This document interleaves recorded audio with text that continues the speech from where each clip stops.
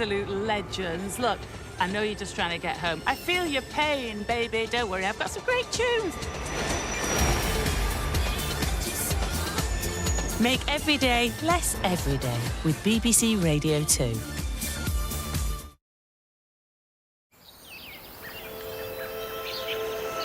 The BBC News at 1 o'clock with Ben Brown.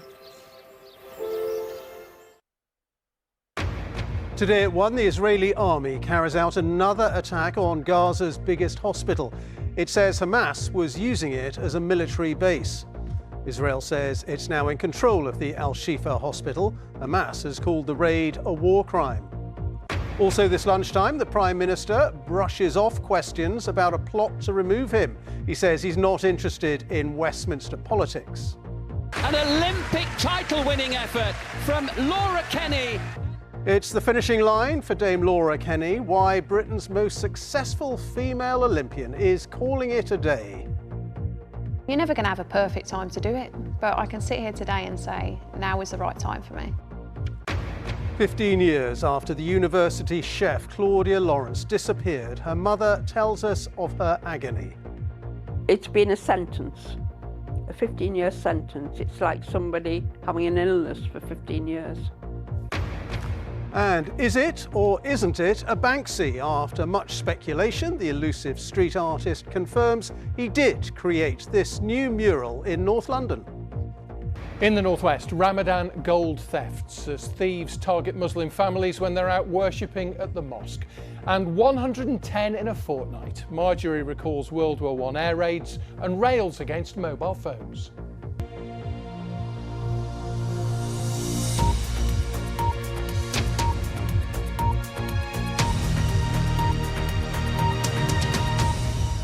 Hello, good afternoon. Israeli troops have launched another military operation on the biggest hospital in Gaza, Al-Shifa.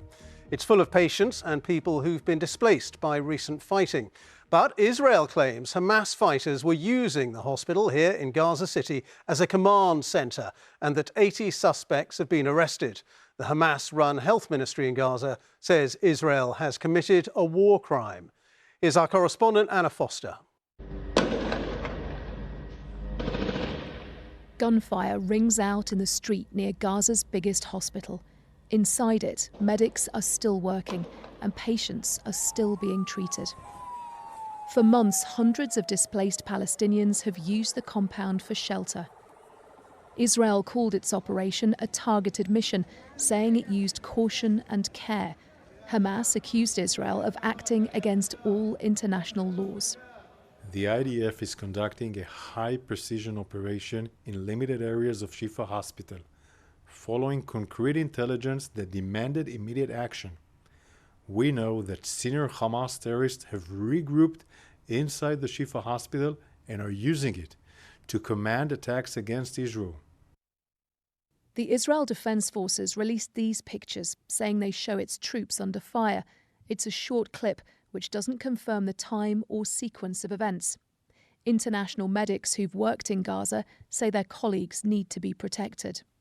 I do not believe the IDF have provided any credible evidence since October the 7th, and indeed before then, that these hospitals were being used as Hamas command centres. I've been in Shifa Hospital on many occasions. I've spoken to people who I've known for many years who worked there. And I do not believe there is any evidence to suggest that. This morning, people have been told to evacuate the area around Al-Shifa to ensure their safety. Moving isn't easy after more than 5 months of war. There still isn't anywhere near enough aid getting into Gaza. The UN has warned of a looming famine. When the leaders of Israel and Germany met yesterday, the need to help starving civilians in Gaza was high on the agenda. Much more humanitarian aid is needed continuously, reliably. I shared my concerns with the Prime Minister that provision of aid from Israel into Gaza and the conditions for distribution must be urgently and massively improved. Talks on a humanitarian ceasefire in Gaza are due to resume today. In Qatar, mediators will again try to negotiate a deal both Israel and Hamas can agree to. But against that backdrop, a military ground offensive in Gaza's southern city of Rafah is still looming. Half the population has been displaced to there, and there's strong pressure on Israel to protect them. Our goal in eliminating the remaining terrorist battalions in Rafah goes hand in hand with enabling the civilian population to leave Rafah. It's not something that we will do while keeping the population locked in place. In fact, we'll do the very opposite. It's hard to predict which will come first, a new ground attack or a ceasefire deal. Another overwhelming uncertainty for Gaza's desperate population. And that desperation is becoming ever more acute. The latest IPC report has just been released. Now, this is the mechanism by which famine is declared. Famine is based on a mathematical calculation, and what it says is that will happen in the northern parts of Gaza by May, unless there aren't significant changes. The World Food Programme has called on Israel to open new routes into northern Gaza and says that if nothing is done, then people will continue to die in their thousands. Ben. Anna, thank you very much. Anna Foster reporting. Here, the Prime Minister has brushed away questions about his leadership of the Conservative Party, saying he's not interested in Westminster politics.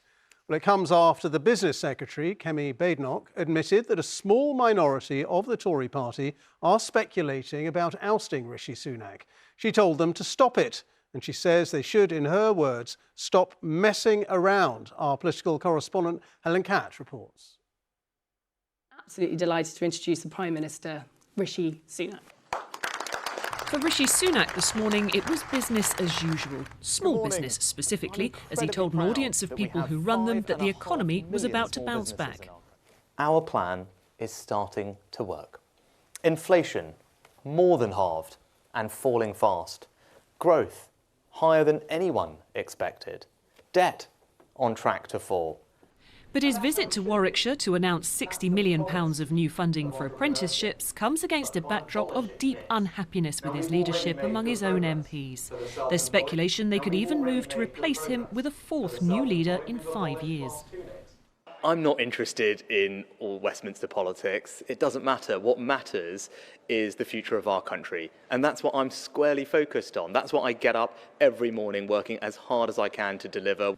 Some of the weekend papers suggested MPs across the party could rally behind the Leader of the Commons, Penny Mordaunt, in effect crowning her the new Prime Minister. She has yet to comment publicly on the rumours, although allies have dismissed them. The Business Secretary had a clear message for some of her colleagues. Well, I'm sure if Penny was here, she would be distancing herself from those comments.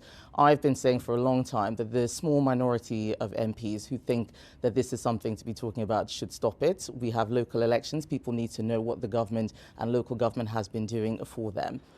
So is there an advanced plot to imminently throw out the Prime Minister in progress behind these walls? Well, talking to a number of Conservative MPs, it doesn't seem so. But what is clear is that there is a very real level of frustration and unhappiness, and that it is directed at Rishi Sunak and those around him, and that is a problem for him. Government insiders hope that a focus on policy, like votes today on Rwanda, might go some way to bringing Tory MPs back together. Even if it does, though, there'll be questions for Mr Sunak about how long that might hold. Helen Catt, BBC News, Westminster. Live now to Westminster and our chief political correspondent, Henry Zeffman, who is there for us now.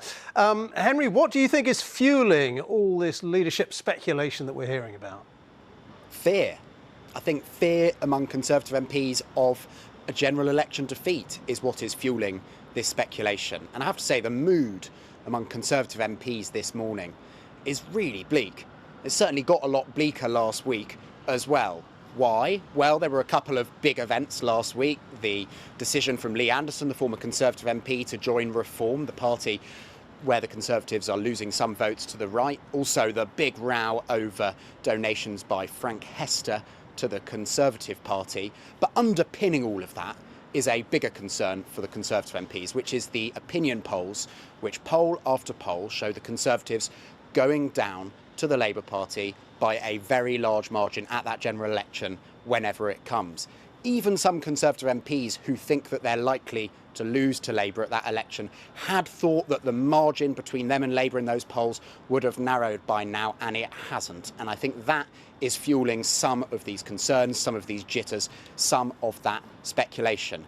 Now, around Rishi Sunak, people are telling Conservative MPs to hold their nerve. The mood could change quite fast. Rwanda bill could be on the statute books by the end of this week. Inflation might be coming down in statistics released on Wednesday. After that, MPs go back to their constituencies for a few weeks. There they'll hear what the voters think of Rishi Sunak. That could change what happens next as well. Henry, thank you very much. Henry Zeffman there. Dame Laura Kenny, Britain's most successful female Olympian, has decided to retire from cycling.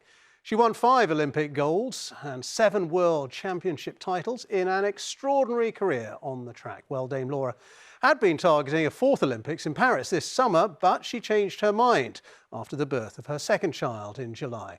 Joe Linsky has this report. London in the summer of 2012, a 20-year-old cyclist made her Olympic introduction. Gold medal is going to go to Laura Trott, and I can't believe it. 2 golds at a home games were just the start of the ride. Laura Trott would become Britain's most successful female Olympian. In 2016, she became Laura Kenny. 12 years at the top brought her 5 Olympic titles. Now she says she's crossed the line for the final time.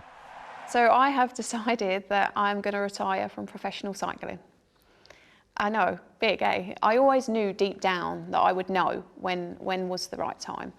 And you're never going to have a perfect time to do it, but I can sit here today and say, now is the right time for me. I've just had an absolute blast, but now is the time for me to hang that bike up. At the last Olympics, Kenny found a way to do it all. She'd given birth to Albie in 2017 and yet came back to ride in Tokyo and won gold in the Madison. Since then, she's faced personal trauma, speaking openly about miscarriage and an ectopic pregnancy. Last year, the Kennys had their second son, Monty, and the balance Laura struck between elite sport and motherhood has changed. Just the sacrifices of leaving your children and your family at home is really quite big. And the more people ask me what races was I doing, what training camps was I going on, I didn't want to go, ultimately. And I think that's what it came down to. And then once I said to Jace, you know, I don't think I want to ride a bike anymore, I started to feel relief then, to be totally honest. Kenny's retirement is immediate. She won't compete this year in Paris. Instead, she'll watch and reflect on a track career that gripped a nation, a record haul of medals, and that London summer. And look at the face here, and young Laura Trott. Joe Linsky, BBC News. Well, let's talk to our sports editor, Dan Rowan, who joins me now from the National Cycling Centre in Manchester. Dan, a really significant moment for Olympic sport. Absolutely, Ben, yes, because I think since arriving here at the National Velodrome in Manchester some 14 years ago, Dame Laura Kenny has really established herself as a true British sporting legend, the most successful British female Olympian of all time, but also the most successful female Olympic cyclist anywhere on the planet. That is a measure of just how much she achieved. This is a career that will be remembered, I think, for a whole host of various elements, not just the fact that as one of the faces of London 2012, she became a symbol really of the way that this sport cycling has been the driving force behind Britain's emergence as an Olympic powerhouse, but also her bright and bubbly and down-to-earth personality, which endeared her to millions. There was plenty of inspiration, as Joe was saying, in the issues that she spoke about, the challenges that she had overcome, and the fact that she has now prioritised family life over competing at the highest levels of sport, I think will strike a chord with many. It will relate to many, and I think she'll gain more plaudits for that as well. It's not a huge surprise. British Cycling themselves had said just a few weeks ago her chances of making the Paris Games were going to be slim given the competition, but there's no doubt it's an end of an era for this sport. Indeed. All right, Dan, thank you very much. Dan Rowan there, our sports editor. There's been widespread condemnation from Western governments and the European Union over the outcome of Russia's presidential election, which has been described as a sham. It resulted in Vladimir Putin winning a 5th term in office with 87% of the vote. He thanked Russians for their trust and support and vowed to make the war in Ukraine one of his main priorities. His allies, including China, welcomed the result. And there's full coverage of that story if you go to the BBC iPlayer. A man has been arrested after 2 people were shot with crossbow bolts in linked attacks. A manhunt has been underway since the incidents, which happened in Shoreditch in East London last week. Well, our correspondent Greg Mackenzie can join us now from East London. Greg, just bring us up to date. What's the latest?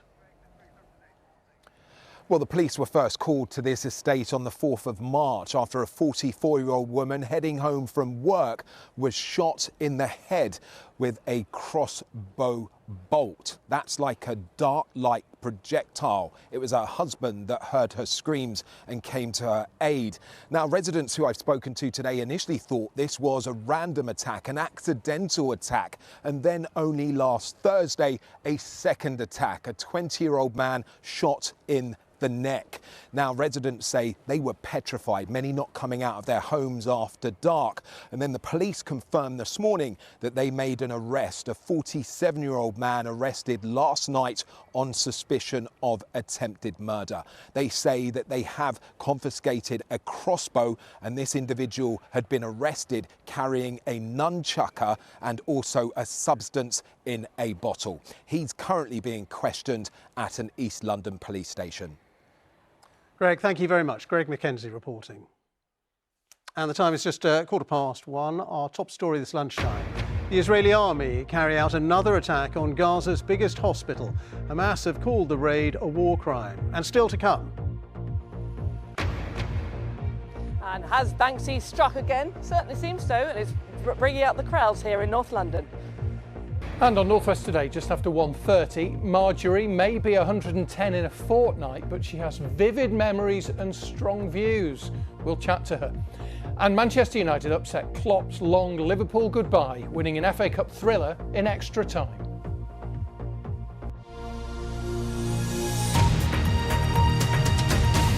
The environmental group Greenpeace could be thrown out of the UN group that oversees deep sea mining for minerals. Greenpeace has been accused of disrupting a research expedition in the Pacific in a row over access to billions of dollars worth of minerals on the seabed. Well, Greenpeace says mining has a negative impact on marine life, but mining companies say it is crucial for the transition to renewable energy. Here's our climate editor, Justin Rowlatt. A research vessel is assessing the impact of mining on the seabed. Protesters from Greenpeace board the vessel, hampering the research, says the company. Just another conflict between industry and activists? Not in this case. The miners, like the Greens, claim to be acting in the best interests of the planet. They say the metallic nodules they are after are crucial to the green transition and say hoovering them up is far less damaging than mining on land. This is what the miners are after. This is a polymetallic nodule. They take millions of years to form, and they contain cobalt, nickel, copper, manganese, all metals used in renewable technologies. The problem is getting hold of these destroys the creatures that live among them. There isn't much life in the deep oceans, but what scientists are learning is what there is far more diverse than was expected. But the deep ocean covers 40% of the surface of the Earth. Land is just 29%. The miners say they only want access to a tiny proportion. I understand why the Greens are cautious, but on this occasion, they've got it wrong. And let's go back to first principles. We should be carrying out extractive industries in parts of the planet where there is the least life, not the most life. Mr. Barron says Greenpeace's approach is anti-science. The activist group says protest is justified because his company aims to press ahead with mining before regulations have been agreed. There is so much science out there already which is urging extreme caution. 800 scientists more than have said we should not be transitioning right now to actually mining. We don't want to see licenses coming forward. But they're not transitioning to mining, they're collecting evidence, right? You said yourself we need more science, and then Greenpeace is blocking the effort to get that science done, aren't you? I think there's a big difference between tick box science by a company that has a clear commercial interest in the outcomes of that research and independent scientific research which is helping us understand the complexity and the fragility of deep ocean environments. A decision about Greenpeace's future with the International Seabed Authority will be made at the meeting in Jamaica. The UN body says it aims to agree rules for mining by 2025. Justin Rolat, BBC News. The spending watchdog has warned that a low uptake of heat pumps is slowing progress on cutting emissions. It says sales will have to increase 11-fold if the government is to achieve its targets. Ministers want to install 600,000 low-carbon heat pumps each year by 2028. But the National Audit Office says the government must engage every household in the shift to clean heating. 8 men have been sentenced for their part in disturbances last year outside a Merseyside hotel that was housing asylum seekers. A protest outside the Sweets Hotel Kirby last February descended into acts of violence, criminal damage and disorder as fireworks, rocks and paving slabs were thrown at police officers and a police van was set on fire. Well, our correspondent Rowan Bridge is at Liverpool Crown Court. Rowan, just bring us up to date on what's happened there in court. Yeah, well, it was a highly charged atmosphere here in court this morning, with the public gallery packed with the friends and family of those due to be sentenced. Judge Anthony Watson, Casey, described how what had been planned as a peaceful protest over asylum seekers being housed in a hotel in Knowsley descended into what he described as mob violence. A narrative took hold, he said, that asylum seekers were sex offenders and ISIS rapists, and that the police were there to defend them. The scene descended into sustained attacks on police and asylum seekers, with them being pelted with petrol bombs, rocks and pieces of concrete. 3 police officers were injured and a police van was looted and later burnt out. All of those being sentenced today were part of the violence on that night. The youngest was 20, the oldest 61. They were sentenced to between 16 months and 3.5 years in prison. And there were gasps from the public gallery as the longest sentence was handed down to Brian McPadden at 61, the oldest offender. He was given 3.5 years. He was heard to warn asylum seekers not to leave the hotel or they would be killed. Judge Anthony Watson, Casey, said the events of the night had brought shame on the town of Kirby, the borough of Knowsley and Merseyside more generally. Rowan, thank you. Rowan Bridge reporting. Councils in England say they are now spending an average of 2/3 of their budget on vital services for adults and children. BBC Panorama has found that spending per head on children's services alone has risen by 77% in a decade. Well, councils are calling for an honest discussion with the government about future funding, but ministers say they've already been given additional money. Here's our social affairs editor, Alison Holt.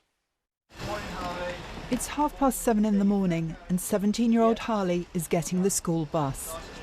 His special educational needs mean he gets support from Havering Council in Greater London. Got that smile before you get on my bus. Thank you. Including getting him to and from college. For Harley, obviously a lot of support around the physical. Harley cannot transfer out of his wheelchair, so he needs people around him that are going to guide him and keep him safe. We always have fun in the bus. But Havering Council has been fighting to stop itself going bust. It's planning cuts and savings, including to special needs transport. Parents are angry. The transport is huge because he wants to be as independent as he can. He's going to college. We all in? Fantastic. I just like being on the bus with my mates. That's my life now. Over 5 months, BBC Panorama has followed Havering as it's tried to balance the needs of people like Harley against the council's deep financial problems. The council leader is Ray Morgan of the Residents' Association. The problem is many people think, well, obviously council tax primarily went to pay for cleaning their streets, repairing their roads, providing libraries, making sure their parks were in good order, trees were maintained. But no, it's not. On average, councils in England now spend 2/3 of their budgets on children's services and adult social care. Can we just start with what your relationship is to the child? With analysis showing per head spending on children's services up by 77% in a decade. But the money Havering gets from central government has reduced in real terms, and grants are calculated on the population they had more than a decade ago. Since then, it's grown by 10% or 25,000 people. We've been cutting back council services for the last decade or more now. The position is unsustainable, it's untenable.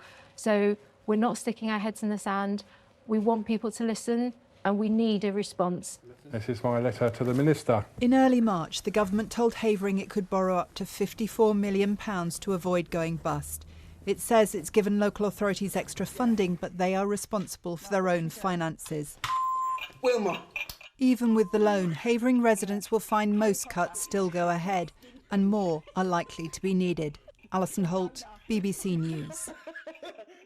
And you can watch Panorama, Paying More for Less, Councils in Crisis. It's tonight on BBC One at 8 o'clock and on the BBC iPlayer as well.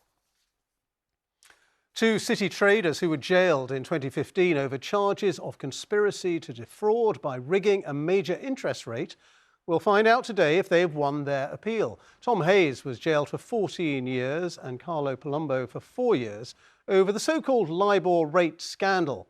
LIBOR rate is considered to be one of the most important interest rates in finance, upon which trillions of financial contracts rest. The media regulator Ofcom has ruled that the television channel GB News broke the rules when it used sitting Conservative MPs to host its programmes. Sir Jacob Rees-Mogg, Esther McVeigh and Philip Davis all fronted shows in 2023. Ofcom said using politicians in such a way meant the news programmes were not presented with due impartiality. Now, 15 years ago, Claudia Lawrence failed to turn up for work at York University, where she was employed as a chef. Well, now, on the anniversary of her disappearance, detectives are pleading for those with information about what happened to her to break their silence. Police have carried out 2 investigations and questioned 9 people, but no charges have ever been brought, as Graham Satchell reports. What happened to Claudia Lawrence? Her disappearance 15 years ago remains a mystery. She was last seen walking home from the University of York, where she worked as a chef. That evening, she sent a text message to her mum, and then nothing. No sightings, no calls. The search for the 35-year-old became one of the biggest ever carried out by North Yorkshire Police. They questioned 9 people, but no charges have ever been brought. For Claudia's family, not knowing what happened has been torture. It's been a sentence, a 15-year sentence. It's like somebody having an illness for 15 years, because that's what it is every year. Every day is an illness with this going on. I never would imagine it would be 15 years down the line. I mean, quite honestly, it's appalling. In 2021, police searched a lake and woods 6 miles from Claudia's home, but again found nothing.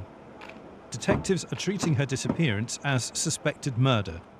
And today, 15 years on, have renewed their appeal for information. They remain convinced someone knows what happened to Claudia Lawrence. The single barrier to unlocking the answers for Claudia's loved ones and bringing those responsible for her disappearance to justice remains the same in my view, and that's silence.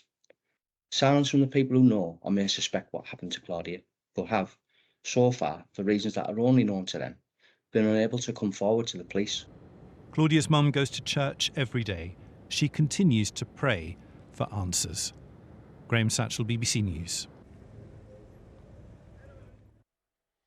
In Iceland, the latest volcanic eruption on the Reykjanes Peninsula is subsiding, but a state of emergency is still in force. The small town of Grindavik has been evacuated. And so too has the Blue Lagoon Geothermal Spa, one of the country's most popular tourist destinations. It is the 4th eruption since December. The death has been announced of the British-born screenwriter David Seidler, best known for his Oscar and BAFTA-winning writing on the film The King's Speech. He was 86 years old. The film starred Colin Firth, and it followed the true story of how King George VI overcame a speech impediment. Well, after lots of speculation, the elusive street artist Banksy has confirmed that this mural, which suddenly appeared on the side of a building in Finsbury Park in North London, is his latest creation. Let's get more from our correspondent Ellie Price, who's there for us this lunchtime. Ellie. Well, Ben, I've got to be honest, close up it's not that impressive, but the whole point, and bear with me on this, is that you've got to get back a bit and work in the tree, because that kind of makes it make sense. Now, Banksy has confirmed in the last couple of hours that this is indeed one of his, and it is already drawing in the crowds.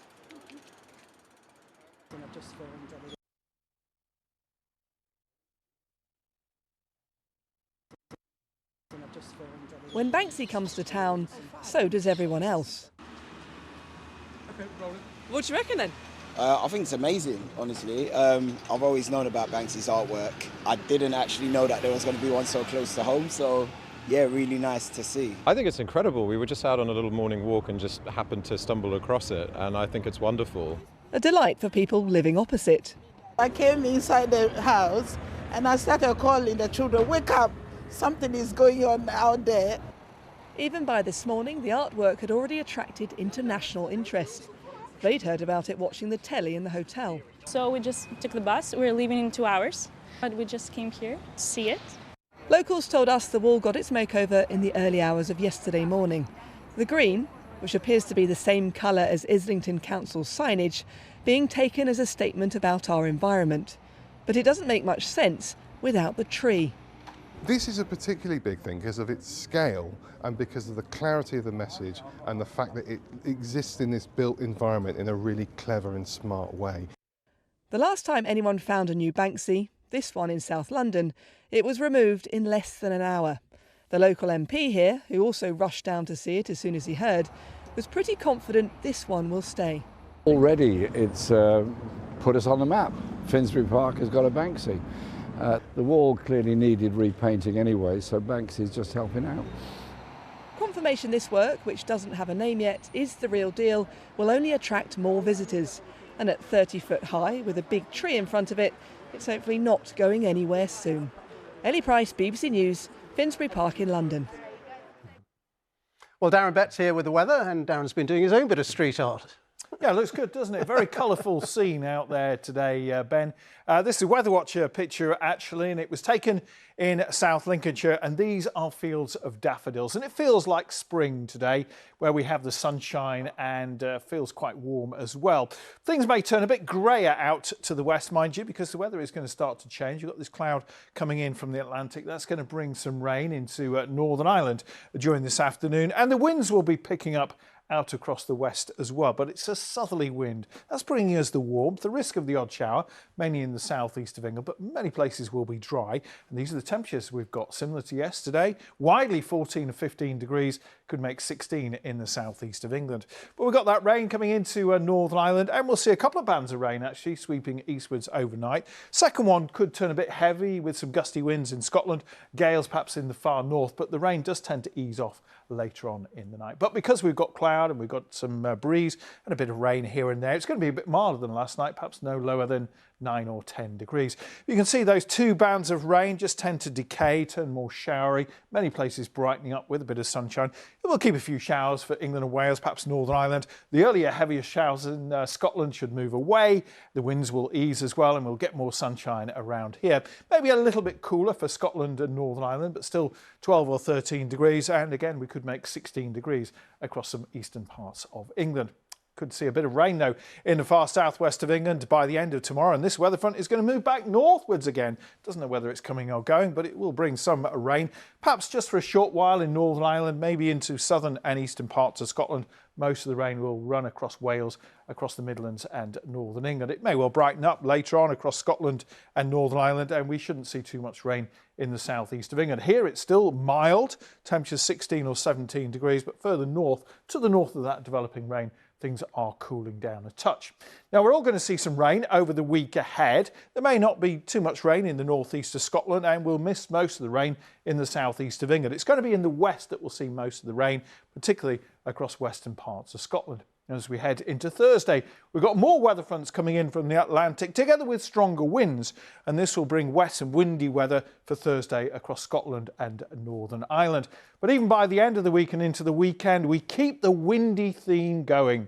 But the wind direction will change, eventually coming round to the north. That will introduce some colder air for all of us and also bring a lot of showers and maybe even some snow for the hills. Ben. All right, Darren, thank you. That is today's BBC News at 1. Now it's time to join our colleagues for a look at the news wherever you are. But from me and the 1 o'clock team, do have a very good afternoon. Hello, good afternoon. I'm Roger Johnson. Welcome to Northwest Today. Our headlines this Monday lunchtime.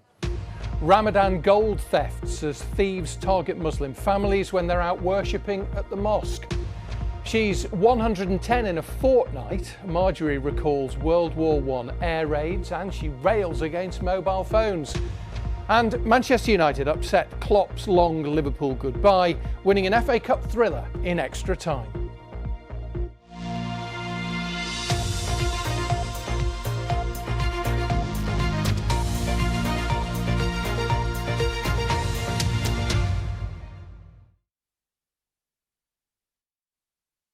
Over a week since the start of Ramadan, a month-long celebration for Muslims across the world. But police are warning that gangs of thieves are targeting Muslim households for gold jewellery, breaking in while families visit relatives or go to the mosque more often.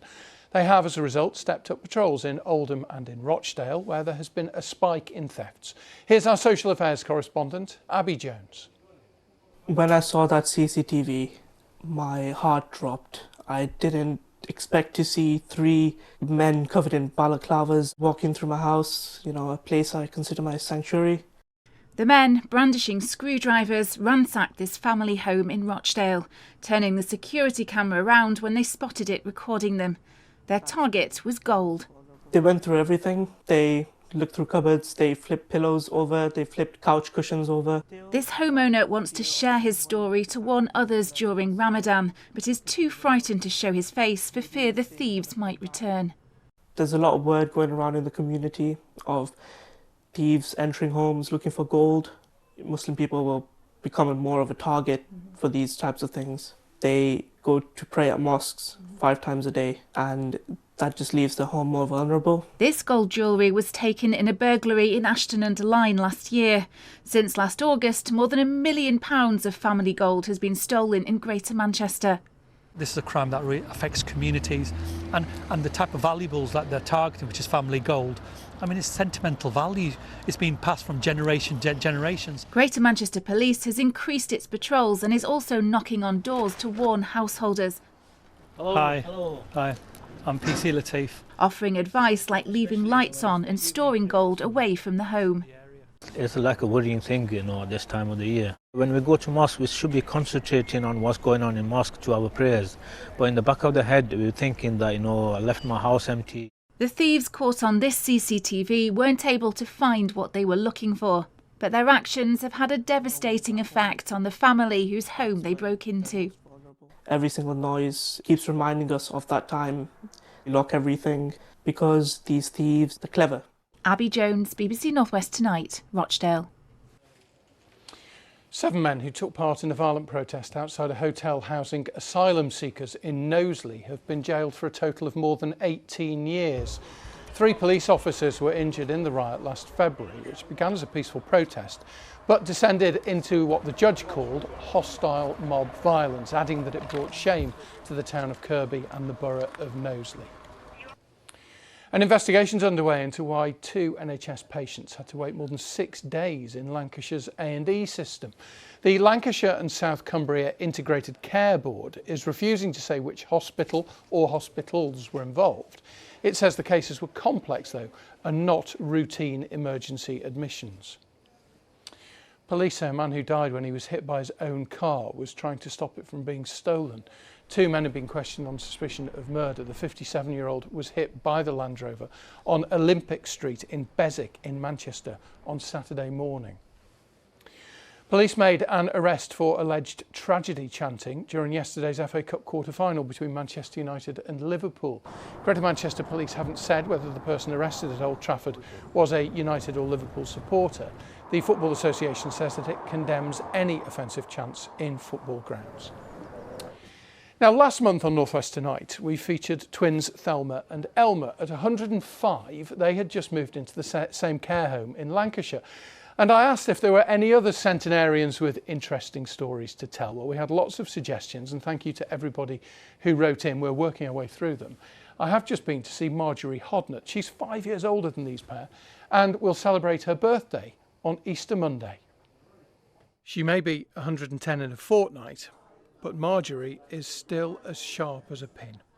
She moved to Formby to be nearer to family just before the pandemic.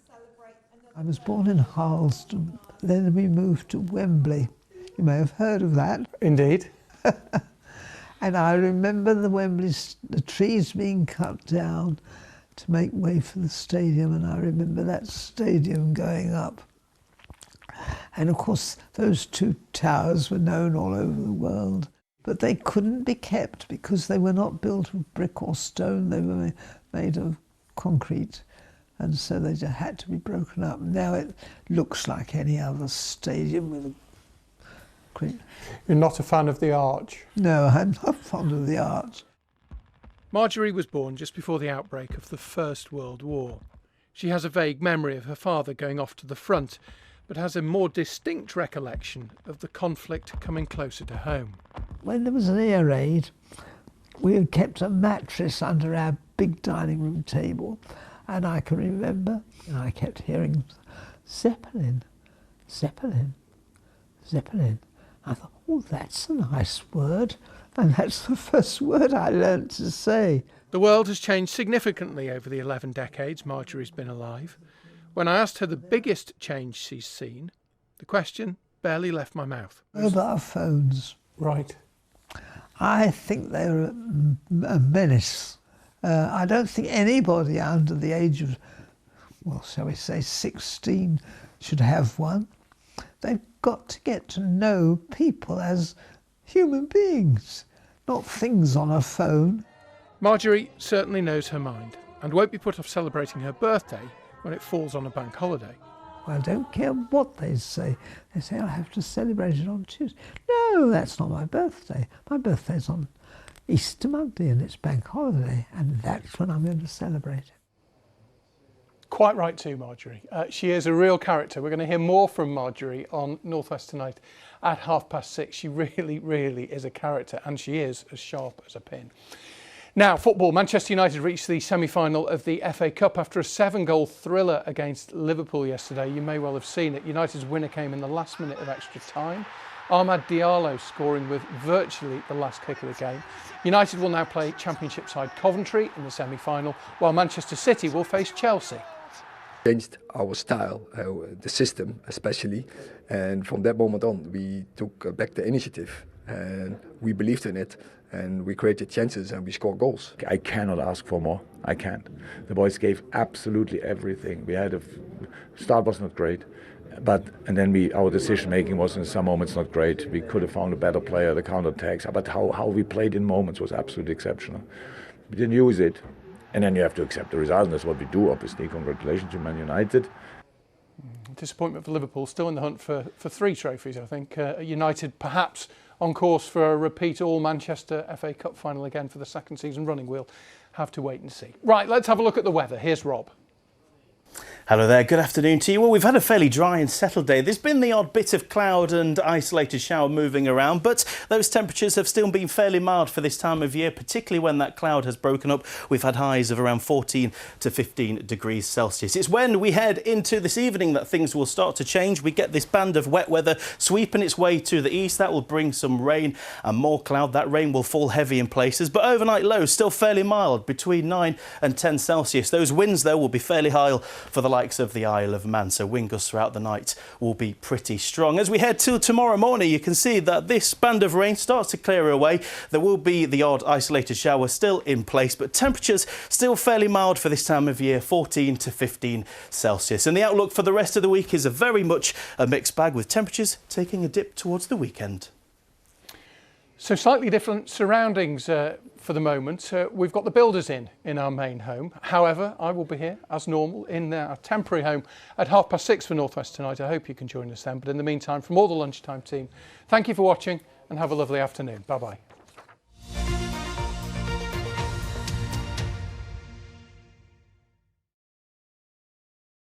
Welcome to breakfast. Thanks for joining us. Hello. You're going to have a great time. Remember, Kev, you aren't getting any younger. Sun up, I think, in about 10 minutes' time. Good morning, sir. Good morning. You've been up there and looked down at us here. Right, let's go live to Westminster. Today is going to be much colder than of late. We do want to hear your stories. Oh, he does smell good, actually. Arnold Schwarzenegger, thank you very much. Ow, ow, ow, ow. Start your day.